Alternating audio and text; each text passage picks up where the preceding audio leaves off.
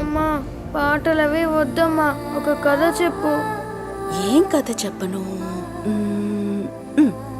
పూర్వకాలంలో మన శ్రీశైలం గుడిని కట్టించిన మహారాజు ఈ ఊరిని పరిపాలించేవాడు.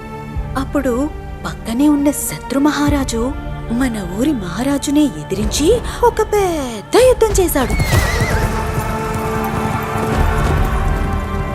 మన మహారాజుని ఓడించటానికి బోలెడంత మంది వచ్చారట.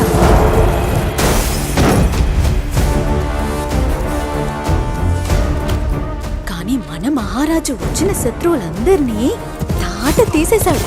అక్కడ జరిగిన యుద్ధంలో ఆ శత్రు మహారాజు ఓడిపోయాడు.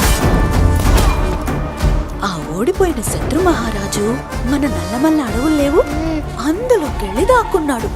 అప్పుడు మన శ్రీశైల మహారాజు వాణ్ణి ఎలాగైనా కనిపెట్టాల్సిందే అని చెప్పి ఆయన ఒక్కగానొక్క కొడుకుని ఒక నల్ల గుర్రం మీద పంపించాడు.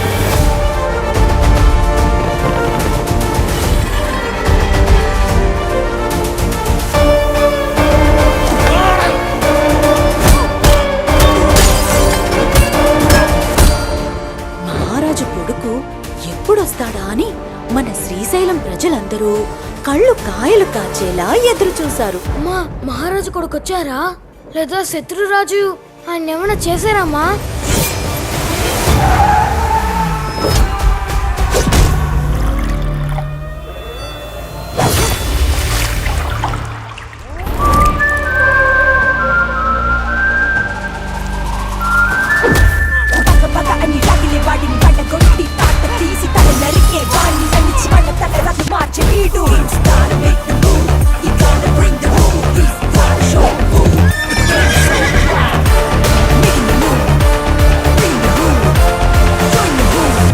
పొద్దుపోయింది, పడుకో.